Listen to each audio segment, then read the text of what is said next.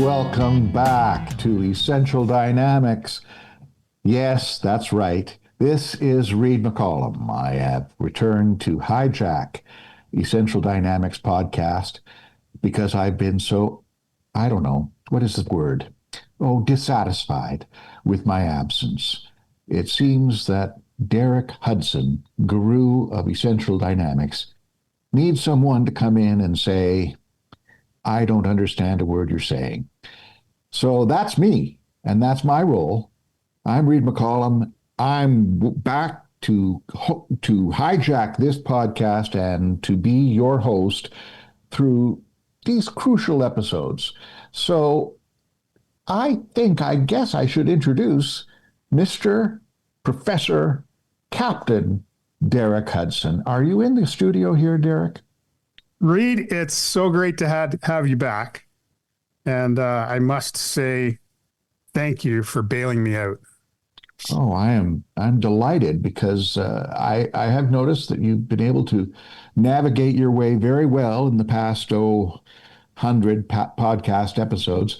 But I do feel like I could add a little guiding hand in explaining to the layman who you are, which is what I'm usually doing. When I say I'm working on a podcast with Derek Hudson, I always say, really, you ought to get to know this guy.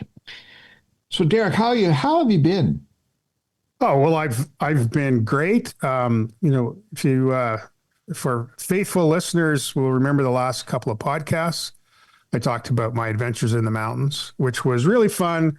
And it was very unusual because for those 2 episodes, and probably 2 episodes only, I monologued it, and there was just me on the podcast, and it was a lot of work. And I'm glad to have you here supporting me as I continue to think about interesting things, and I just want to have a conversation. Well, it honors me that you would allow me to come back into the studio with you. It also amuses me that you think I'm here to support.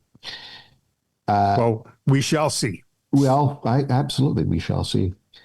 Derek, your last couple of podcasts where you monologued it and talked about hiking through the mountains, which apparently is really all you ever talk about. Oh my gosh, more hiking. I've been wondering how you apply the dynamics that you've researched so diligently to your personal life. Is that possible? It's inseparable. Oh, tell me more about that. Well, if you think about it, this idea of a quest that we use so much in essential dynamics, Sure. is really all about doing hard things for a reason.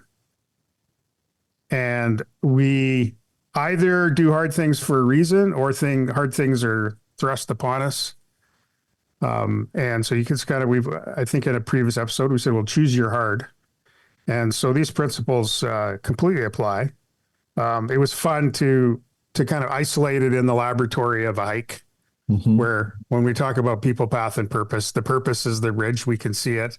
The path is right in front of us. And then you're with this group of people who each have their own, experience and challenges you're trying to get together. So those episodes, I think, really came together because life is a journey. And when you're on a journey, it's easy to see things about life. It's a little bit harder to talk about business systems, and which is really the purpose of this whole podcast, is to try and see things that are hard to see, that are in front of us.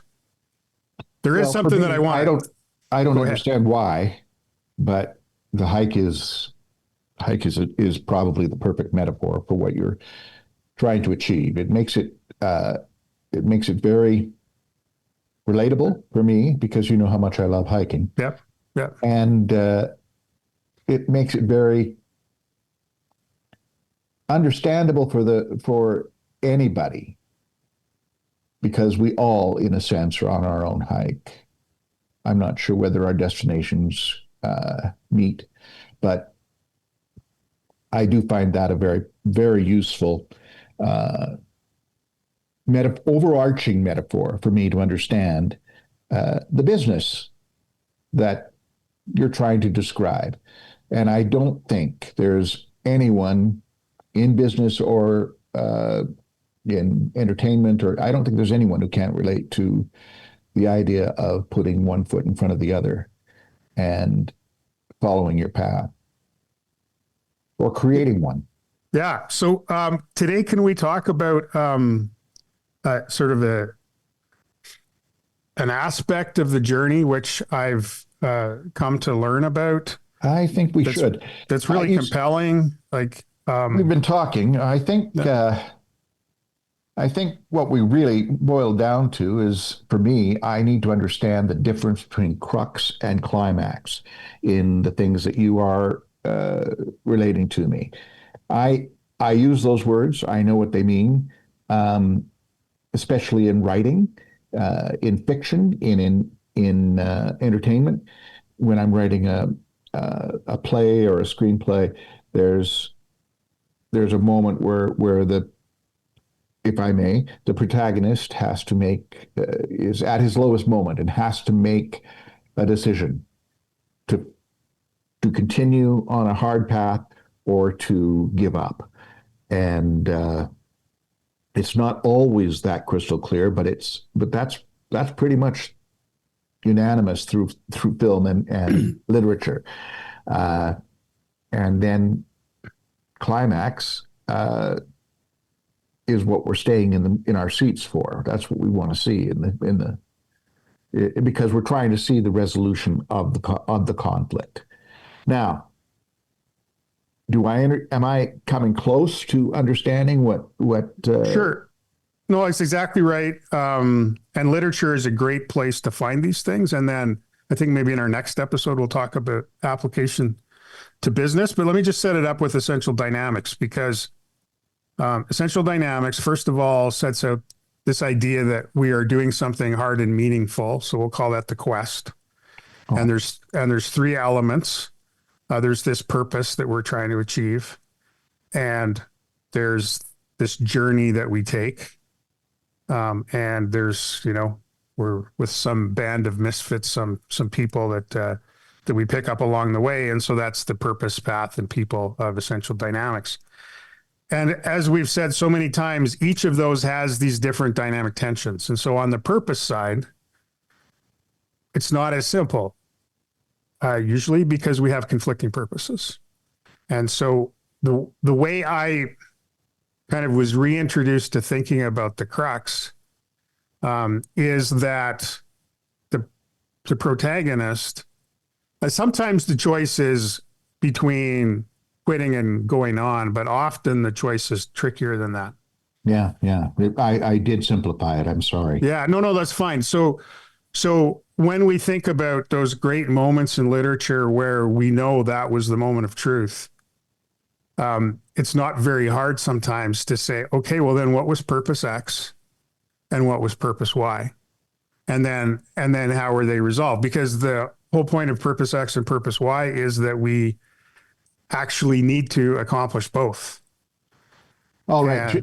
I'm going to stop you there because I want to know, you mentioned competing purposes. Mm-hmm. I want you to explain that a little further. Sure. So how can purpose X and purpose Y be at crossroads? So purpose X and purpose Y are often in competition. Otherwise, we just have one purpose. I've told this story a number of times on the podcast where my daughter thought that as parents, we weren't doing a very good job when she thought the purpose was to be a happy child. But then on reflection, she realized we were also trying to help her be a happy adult. She didn't think we'd done that bad. So a lot of times in the moment, you can't satisfy both purposes. And so you live with an unhappy child in the hopes that they recognize their happiness as adults? Well, I don't think any parent wants to have an unhappy child all the time, but in the moment where, a life lesson needs to be taught, the child would rather be indulged, but you have to, the consequences have to follow, and things get, they're hard for a bit and then they get better. But I mean, we can talk about, in some of these great stories that the crux comes because it's not an easy decision. It's not like, well, do I just carry on or do I quit? And it's not the battle just between good and evil. It's obvious. It's the conflicting purposes. And one we've talked about before, because just I think the scene is so great, is in the movie version of the Fellowship of the Ring when Frodo is standing on the riverbank and Okay. he's got the ring in his hand and everyone's looking for him, but they don't realize he's back down at the boat and he's got a decision to make. And some people say, well, he's afraid to go to Mordor. No, that's not the decision. He's already made the commitment to go to Mordor. But The, right. the problem is he can't see a way of taking the Fellowship to Mordor without having everyone die. Right. So he's like, how do I protect my friends and accomplish my purpose? And so he finally resolves he's just going to get on the boat alone and just go do it by himself. Even though Sam, he can't do it without Sam. I'm not sure Sam had a purpose. A purpose why. I think Sam only had one purpose. Oh, that's interesting. Yeah, don't you leave him, Gandalf said. I don't mean to, right? Yeah, yeah. So anyway, that's that idea of purpose X, purpose Y. We're in constant tension between the two. It's what makes everything interesting. But in literature and in business, the crux happens when you get some ultimate resolution in the moment. And it's not to just pick one and walk away from the other one. It's like, how do I figure this out? There's a moment in, well, I'm dating myself because I like old movies, but the Best Picture winner of 1979 was, 78, 79, was Kramer versus Kramer. There's a moment in there where Dustin Hoffman, the father, has been a single father throughout the movie as his wife has left him and their son. We've seen this relationship grow where he was a fairly inept parent and certainly not used to the tantrums of a 6-year-old or a 5-year-old. And then he may, at one point, because he was urged on by his lawyer, do you really want to do this? When it comes to a custody fight with his ex, he writes out on a big pad, foolscap. He writes out two sides. One is pro and con, and the pro side is supposed to be what do I win if I gain the thing I seek? I'm quoting Shakespeare there, but the pro side is why do I want to sue for my son's custody? And then on the con side, what do I win if I lose? and he just fills the con side. The con side is full of negatives that sacrifices he has had to give up in order to be a single parent. And it's stunning how much sacrifice is necessary. And then the only thing on the pro side is, I love him, I love him, I love him. And I guess that to me is, well, that's the decision that character makes, because then he goes to court, which is a separate thing he may not be in control of. He may lose that fight.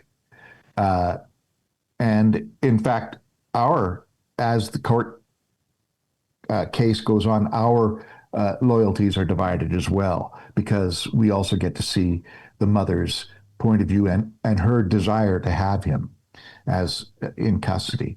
And well, I'm not going to ruin the movie, but it's a spoiler alert from 50 years ago.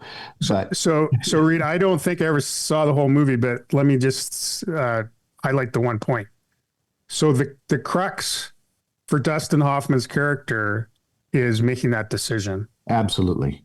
To go with the hard thing. Yeah. And then the climax of the movie is the final courtroom scene. Right. It's will he go on? And what is his reason for going on? And it comes out, it's entirely emotional. And that's enough. So let me share another Crux Climax movie from the 70s that I think might be one of the best movie scenes ever to highlight this and the difference. Rocky. Was that 1976? 75. 75. That's right, because it was the bicentennial coming up. Yeah. Right. Okay. So 1975, and the scene is it's the night before the fight. And Rocky. What is this Rocky you speak of? Yeah. No one's seen it. It was a sleeper. So Rocky is he's walking the streets of Philadelphia because he can't sleep, Right. and he goes into the arena and the promoter's there, and he says, "I'm sure you'll put on a great show," which is super insulting. And then Rocky walks out, and it's awesome music, and then he goes home to Adrian, and he says, "I can't do it." He says he's going to open my head. Like, well, who am I kidding? Yeah. And it's a great line. And then he monologues and he sorts it out. And he says, I've got a quote here. All I want to do is go the distance. Right. Nobody's ever gone the distance with Creed. And if that bell rings and I'm still standing, I'm going to know for the first time in my life that I weren't just another bum from the neighborhood. Yeah. So Rocky gets very clear on his purpose very late in the process. Right. And his purpose. I also want to point out that it changes the movie's purpose. For the audience, up till that point, we're going, we expect him to win because of movie tropes. Yeah, that's right. But it changes what we're hoping for. So he says, he gets very clear and he says, he paints the picture. That bell goes, I'm still standing. I'm going to know something about myself. Right. That is the crux of the movie. Now, if it ended there, we'd all be super unsatisfied. So then it'd have to have the fight, and it goes all the rounds, and then, then it ends. And then what's interesting, and I didn't realize this until I picked this out, is what does he do as soon as the fight's over? He starts calling for Adrian.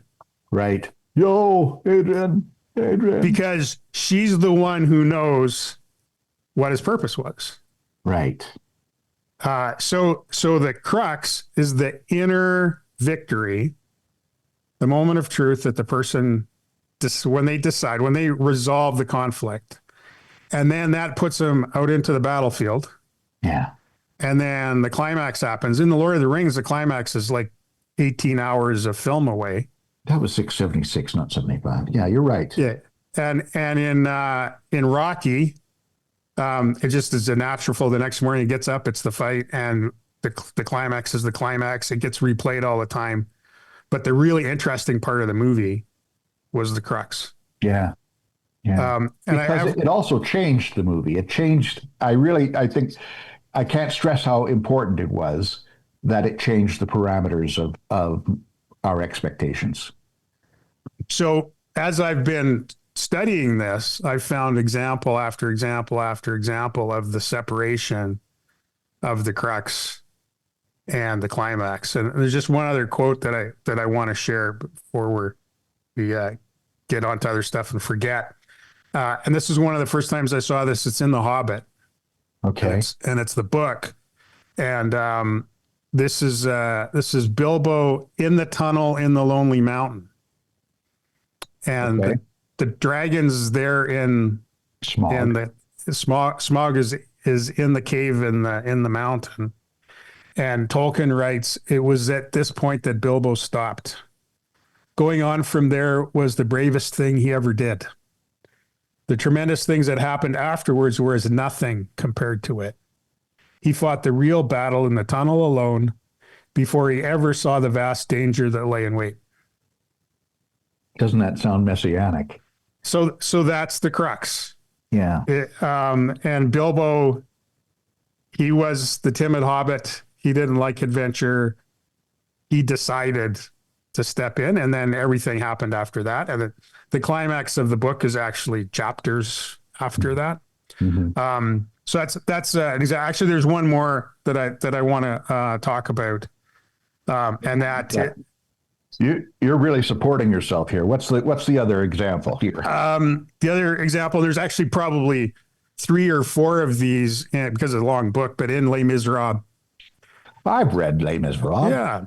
And the The guy was miserable. well, but you know more about the sewage system in Paris than you ever need to. Absolutely, yeah, Yeah. It was. I'm so grateful that I know. So in Les Miserables, this crux comes very early in the book, and that is where there's someone's been arrested, and he's on trial, and The person is on trial, right? Yes. person's on trial. And the mayor. Jean Valjean is the mayor. Mm-hmm. And in order to save this innocent man from going to prison, what does he have to do? He has to reveal himself. He has to reveal himself. Yeah. And then he becomes a fugitive because now they know that he's 24601. Yeah. Yeah. That also sets the action of the book in the present tense. A lot of the past has been prologue. What's past is prologue, as Shakespeare would say. And at that point, the action kind of inevitably pushes toward the conflicts that follow, because he's a fugitive. Years go by, though. Many years go by. Yeah. A lot of the book goes by, and so what you're saying is the crux is his decision to live honestly. To live honestly, and of course the way the book plays out, and that's because of the gift that he was given from the priest. Yeah. Who didn't accuse him of stealing when he did. I want to actually give. There's another example that's milliseconds between Crux and Climax, and that's in Star Wars Episode 4, A New Hope. A New Hope, when Luke's job is to shoot the weak point of the Death Star, and he hears Obi-Wan or whatever saying, use the Force. And so he puts his targeting computer away, closes his eyes, and trusts the Force for the first time. So that was the crux. And then, boom happens like a minute later, 2 seconds later, or something like that. So why is this pattern come over and over again? Like, you're a writer. Tell me why.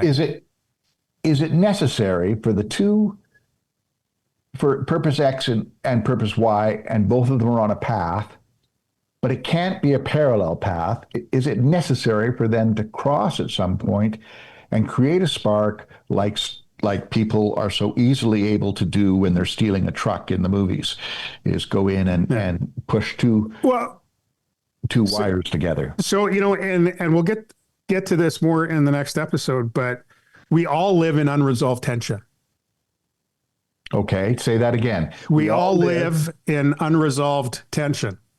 And for example, I remember very distinctly a conversation with the client, a bit of a rant about how bad things were in, their employment situation or their work responsibilities. And then an explanation of what it would take to resolve that, which sounded like a great solution. And then the question we asked was, and why haven't you done that? And the answer was, because it's hard. And so we go through hard things, but sometimes the decision at the crux puts everything in alignment so we can say, I can do a hard thing on purpose because of the result it takes. Rocky says, I'm going to go in there, get my head pounded. He's not going to knock me down, and I'm going to know who I am for the first time. Yeah. So we all live in unresolved tension. I really want to explore that as much as possible.